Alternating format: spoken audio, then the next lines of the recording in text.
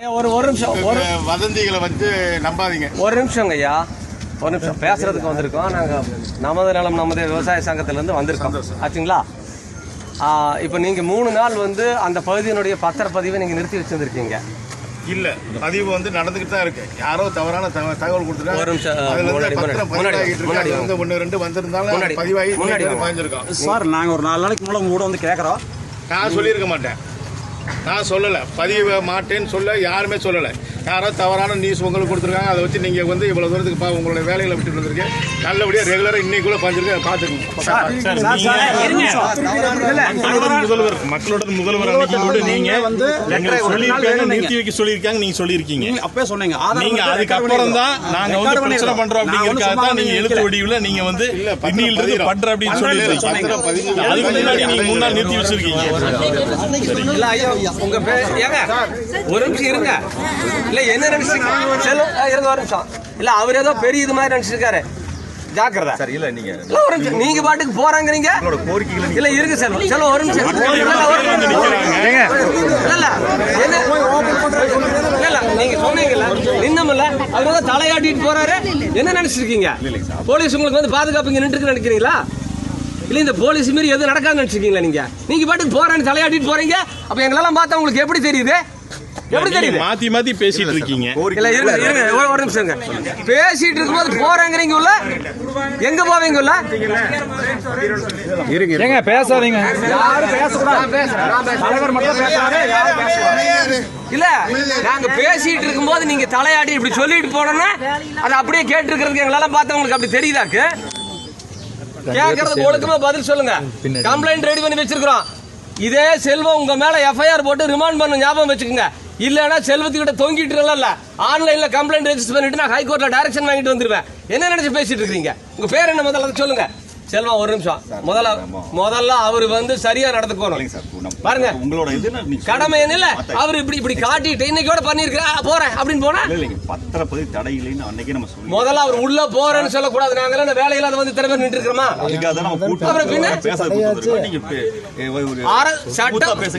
அல்லங்க அவரு ஸ்மூத்தா பேசியிருந்தா நாங்களும் ஸ்மூத்தா தான் பேசுவோம். என்ன சொல்லியிருக்கணும்?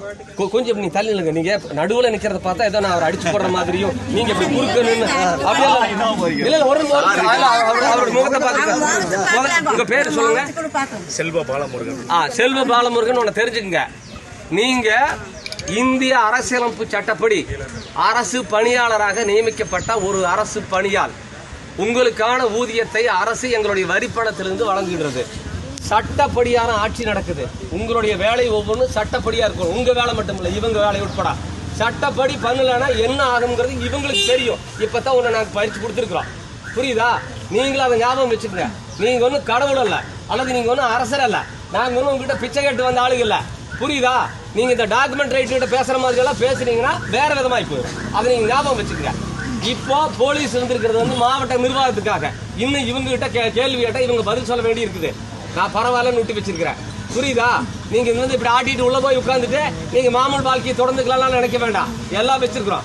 உங்களை டிராப் பண்றதுக்கு எங்கிட்ட 10 வழி இருக்குது, அதை ஞாபகம் வச்சுக்கோங்க. நாங்க தான் ரெஜிஸ்டர் ஆபீஸ் வரணும். உங்களை டிராப் பண்றதுக்கு இந்த வாரத்தில் பண்ணி போடுவேன், வேற விவகாரத்தில். அது எங்களுக்கு தேவையில்லை. ஒழுக்கமா இதுக்கு பதில் சொல்லி சரியா பண்ணிட்டு போனீங்கன்னா பிரச்சனை முடியும். அதை ஞாபகம் வச்சுக்கோங்க. எதுக்காக நீங்க வந்து ரெஜிஸ்டர் பண்ண மாட்டேன்னு சொன்னீங்க?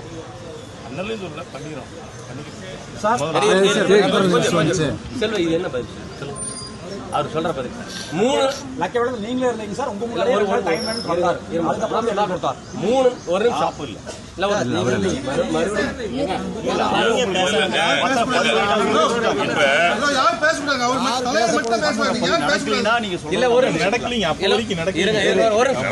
ஒரு நிமிஷம் இங்க பாருங்க. நான் வந்து ஜென்ரலா பேசுறேன். இவரு 3 நாள் பத்திரப்பதிவு நிறுத்தி வச்சது மட்டுமில்ல, அதை பூரா இந்த 3 மாவட்டத்துக்கு நடத்தி விட்டார். ஈரோடு, திருப்பூர், கோயம்புத்தூர். அதை நிறுத்துங்கப்பா. யார் அது? விளைவு என்னன்னா, இப்போ கிரைய அந்த 3 நாள் நின்னது மட்டுமில்ல, பணம் கொடுத்து டோக்கன் கொடுத்துருந்தவங்க கிரையமனா திரும்பி போயிட்டாங்க. இப்போ என்ன சொல்றாங்கன்னா, இதுல பிரச்சனை இருக்குது. நாங்க 2 வருஷம் போராட்டம் நடத்தி, அதெல்லாம் சொல்ல வேண்டாம், அது இங்க லோக்கல்ல இருந்த பிரகாஷுக்கு தெரியும். என்ன ஏன் பிரகாஷ் எப்படி போராட்டம் நடத்தின, யார் யார் வந்தாங்க, நடத்தி நிலம் எடுக்கிறது இல்லைன்னு சொல்லி போட்டு பாராளுமன்ற உறுப்பினர் வந்து ஆர்டிஓவும் வந்து மக்கள் மத்தியில் குளியூர் கூட்டத்தில் நாங்கள் எடுக்க மாட்டோம், விவசாய நிலத்தை எடுக்க மாட்டோம், நாங்கள் உறுதி கொடுக்குறோம் அப்படின்னு சொல்லிட்டு மீதி இருக்கிற நிலத்துக்கு அந்த 900 ஏக்கருக்கு பேசிக்கலாம், டிட்கோ சேர்மனை வர சொல்லி பேசிக்கலாம். நாங்கள் அதெல்லாம் ஒரு முடிவு பண்ணியாச்சு. இயல்பு வாழ்க்கை திரும்பிட்டு இருக்குது. இந்த பிரச்சனைக்கு அப்புறம் அப்பதான் ஒவ்வொன்றா வர்றாங்க. நீங்க அன்னூர்ல இருந்து கோயம்புத்தூர் போற வழியில 1/2 கிலோமீட்டர் தாண்டா ஏக்கரா 1 கோடி ரூபாய், மெயின் ரோட்ல வந்தா 3 கோடி ரூபாய் 4 கோடி ரூபாய் போகுது.